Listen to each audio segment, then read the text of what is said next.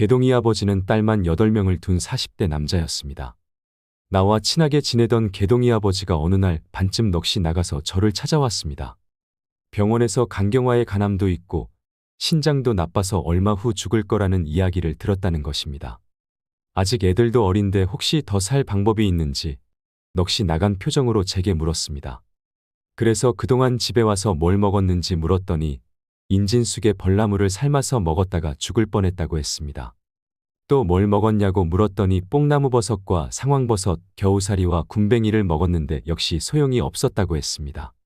그리고 천천히 죽을 방법을 알려달라고 물어보는 것이었습니다.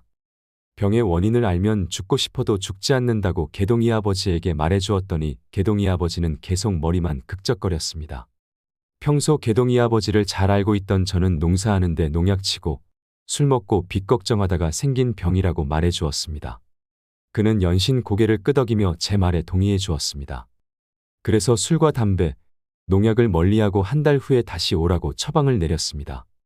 개동이 아버지는 배추 농사에 욕심을 부리다 빚을 꽤 많이 졌습니다. 고랭지 배추 재배는 투기성이 있었습니다. 많은 농민이 배추 농사에 과도한 투자를 하다 빚을 졌고 농약을 먹고 자살하는 사람도 많았습니다. 저는 개동이 아버지에게 빚 때문에 신경 쓰면 몸만 상한다고 너는 맨주먹으로 얼마든지 살 수 있는 사람이니 힘을 내라고 용기를 북돋아줬습니다. 농약보다 해로운 게 바로 빚 걱정입니다. 걱정을 버려야 살 수 있다고 말해주었고 개동이 아버지는 시키는 대로 묵묵히 제 지시를 따랐습니다. 차근차근 한 단계 한 단계 식이요법을 진행시켰습니다. 물 대신 진한 숭늉 먹기와 잡곡밥을 숭늉에 말아 50번 이상 씹어 먹기, 산나물을 푹 삶아 오래 묵은 된장이나 간장에 찍어 먹기, 취침 전에는 1시간 이상 막대기로 발바닥 때리기를 시켰습니다. 아무리 아프고 힘들어도 절대 누우면 안 된다고 말해주었습니다. 아무리 걱정해도 걱정은 그대로 있으니 걱정을 줄이라고 했습니다. 애들을 생각하며 이를 악물고 아침에 눈을 뜨면 나는 절대 죽지 않는다. 나는 걱정하지 않는다를 10번씩 외치도록 했습니다. 개동이 아버지는 시간이 나면 산에 다니며 약초를 캐고 나무를 뜯었습니다. 그가 죽기는커녕 멀쩡한 몸으로 돌아다니자 주변 마을에 간경화와 간암 환자들이 몰려오기 시작했습니다. 불치병을 고치는 명이라는 소문이 나자 도시에서도 많은 환자가 찾아오기 시작했습니다. 그 일이 있은 후로 수십 년이 지났습니다. 개동이 아버지는 딸들을 다 시집 보내고 아직도 농사짓고 산에 다니면서 약초를 캐며 잘 살아가고 있습니다. 폐암과 신장암, 전립선암과 간경화 따위에 걸려 죽는다는 판정을 받고 나에게 왔던 사람들이 여전히 절반 이상은 살아 있습니다. 그들은 도시 사람들과는 달리 의학 지식이 많지 않았습니다. 그 덕분에 그들은 간경화와 간암이 불치병이라며 공포에 떨지 않았습니다. 그들에게는 술과 농약 걱정을 멀리하면 병이 낫는다는 확신이 있었습니다. 내가 말한 식이요법이 절대로 옳다는 믿음이 있었기에 병이 나을 수 있었습니다. 지금 제가 운영하는 한약방 가까이에는 국립암센터가 있습니다. 간혹 항암제를 맞다가 아무것도 먹지 못하는 사람들이 있습니다. 물을 삼키지 못하거나 삼킨다 해도 즉시 토하는 바람에 치료가 중단되고 결국 죽는 날만 기다리는 신세가 된 환자들이 저를 찾아옵니다. 환자복을 입고 링거를 꽂고 휠체어를 탄 채로 저를 찾아옵니다. 이들은 물이라도 한 모금 시원하게 마시다가 죽는 게 소원이라고 말합니다. 절망으로 가득한 이들에게 비방을 처방해주면 며칠 후에는 웃으면서 걸어서 등장합니다. 도대체 비방은 무엇일까요? 바로 시커먼 숭늉입니다. 허준의 동의보감에도 누룽지보다 태운 밥이 소화에는 더 좋고 태운 밥을 그냥 먹기보다는 밥을 끓여 건더기는 버리고 국물만 먹는다고 적혀 있습니다. 항암제는 우리 몸에는 핵폭탄이나 다름없습니다. 이 폭탄을 투하하면 부작용으로 머리카락이 빠지고 체중이 빠르게 줄어듭니다. 계속 구역질이 나고 음식을 먹을 수 없게 됩니다. 특히 몸속에 독소가 꽉 차게 됩니다. 이 독소를 없애는 게 급선무입니다. 해독에 가장 좋은 게 미세한 탄소 분말, 카본 블랙이 주재료인 시커먼 숭늉입니다. 카본 블랙은 몸속의 불순물과 결합하는 성질이 있습니다. 따라서 시커먼 숭늉을 마시면 몸속 불순물을 흡착하여 몸 밖으로 빼내어 혈관을 깨끗하게 만들 수 있습니다. 현대인들에게 제일 무서운 병은 암과 중풍입니다. 이 병들은 다 혈관이 지저분해져서 생긴 것입니다. 혈관의 길이는 10만 킬로미터에 달한다고 합니다. 지구를 2바퀴 반이나 도는 셈입니다. 항암 치료를 받다가 기력이 없는 사람은 음식은커녕 물도 넘기기 어렵습니다. 이때 화타식 숭늉을 마시면 기력이 돌아오고 음식을 먹을 수 있게 됩니다. 모든 약의 으뜸은 산삼이나 녹용사양 따위가 아니라 진창미와 복룡 간의 장점이 어우러진 화타식 숭늉입니다. 그럼 화타식 숭늉 만드는 법을 알려드리겠습니다. 먼저 귀리와 보리, 밀과 백미를 자기 취향에 맞게 섞어 밥을 짓습니다. 백미는 진창미가 좋습니다. 진창미는 창고에 오랫동안 보관한 묵은 쌀입니다. 되도록 진창미를 80% 이상 넣으면 좋습니다. 그 다음에는 밥을 80에서 90% 태워서 누룽지를 만듭니다. 누룽지를 만들었으면 이 시커먼 누룽지를 작은 입자로 만듭니다. 작은 입자들을 그릇에 거름망을 놓고 뜨거운 물을 부어 우려냅니다. 커피처럼 검은 물이 나올 때까지 수차례 우리면 됩니다. 왜 누룽지를 80에서 90%만 태울까요? 100% 태우면 탄소가 되기 때문입니다. 80에서 90%쯤 태워야 곡물의 속껍질과 신운이 남아있게 됩니다. 간혹 태운 음식은 암의 원인이라고 꺼리는 사람들이 있는데 물론 동물성 단백질이나 지방질을 태우면 몸에 해롭습니다. 그러나 식물성 단백질이나 지방질을 태운 것은 전혀 해롭지 않습니다. 태운 곡식 이야기는 성경에도 나옵니다. 곡물을 보관하기 어렵던 시절에는 태워서 가지고 다녔습니다. 상처가 나면 곡식을 태워 환부에 바르기도 했습니다. 태운 곡식을 피부에 바르는 연고처럼 사용한 것입니다. 사람에 따라서는 현미가 맞지 않는 사람도 있습니다. 이럴 때는 백미를 써야 합니다. 백미도 현미와 마찬가지로 오래 묵은 진창미를 써야 합니다. 진창미를 최소한 절반 이상 넣어야 좋습니다. 진창미란 창고에 들어있는 묵은 쌀을 말합니다. 동의보감에서는 진창미가 비장을 돕고 갈증과 정서불안, 설사 이지를 다스린다고 했습니다.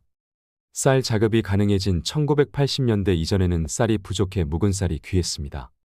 쌀이 부족하던 시절 양반집이나 부잣집에서는 몰래 쌀을 묵혔다 귀한 손자가 허약하고 식욕이 없으면 산삼 녹용 같은 보약보다 먼저 이 묵은 쌀로 밥을 해먹였습니다. 궁중에서는 숭늉을 마셨는데 누룽지를 다시 끓여 건더기는 버리고 물만 마셨습니다. 조선시대 실록을 보면 임금님들은 식후에 산삼차보다 숭늉을 더 좋아했다고 합니다. 세계의 교역물품 중에서 석유 다음으로 유통량이 많은 게 커피입니다. 무생무치콩으로 아무 맛도 없는 커피콩을 까맣게 태워 맛을 낸 것입니다. 녹차도 마찬가지입니다. 녹차잎은 염소도 먹지 않습니다. 어떤 독초든지 잘 먹는 염소도 먹지 못하는 찻잎을 알맞게 볶아서 사람이 먹기 좋게 만든 게 녹차입니다. 커피 맛을 좋게 만드는 첫 번째 비결은 잘 태우고 많이 태우는 것입니다. 그래야 소화가 잘 되고 독소가 잘 배출됩니다.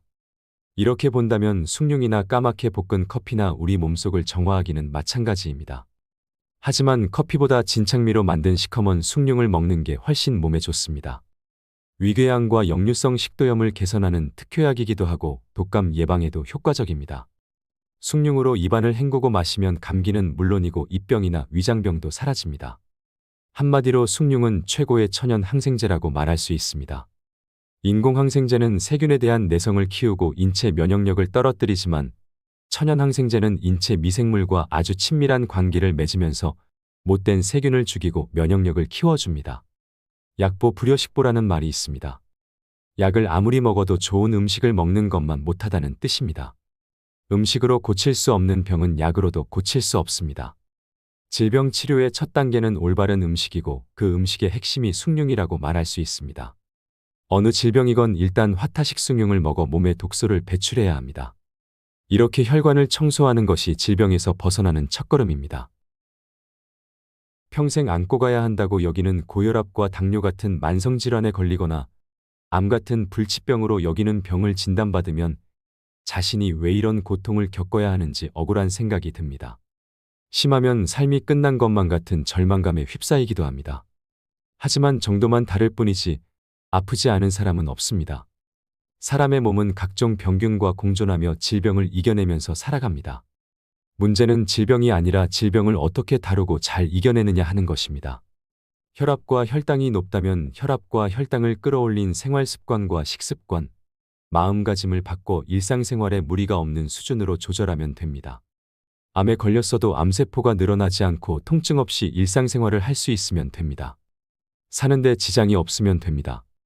그런 사람은 환자가 아니고 건강한 사람입니다. 병에 걸려도 충분히 잘 살 수 있습니다. 내가 지난 40여 년간 만난 환자들이 그 산증인입니다. 그들이 병을 이겨내거나 함께 공존할 수 있었던 비결은 특별한 게 아닙니다.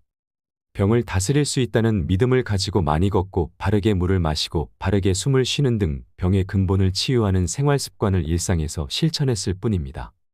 누구나 실천할 수 있는 방법으로 병을 이겨내고 다스린 것입니다. 여러분도 할 수 있습니다. 병을 이겨낼 수 있다는 희망과 용기만 잃지 않는다면, 병에 휘둘리지 않고 꿋꿋이 자신의 삶을 살아가겠다는 의지만 있다면 당신도 잘 살 수 있습니다. 세상에 죽을 병은 없습니다. 죽을 짐만 있을 뿐입니다.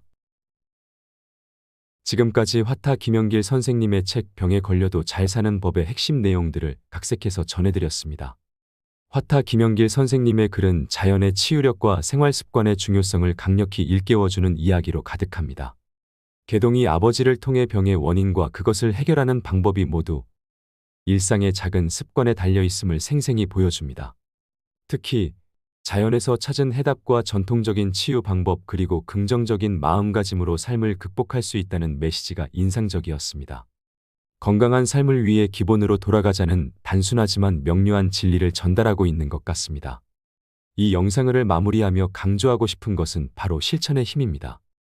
아무리 좋은 것이라도 실천하지 않는다면 아무런 의미도 없을 겁니다. 자연의 지혜와 선조들이 전해준 지침을 따라 작은 것부터 바꿔보는 것은 어떨까요? 걷기와 바른 숨쉬기, 그리고 식이습관. 이런 작은 변화가 쌓여 큰 기적을 이룰 수 있습니다. 병은 두려움의 대상이 아닌 다스릴 수 있는 동반자로 받아들이고 긍정의 힘을 믿는다면 우리 모두 건강한 삶을 살아갈 수 있을 겁니다. 마지막까지 영상을 시청해 주셔서 감사합니다.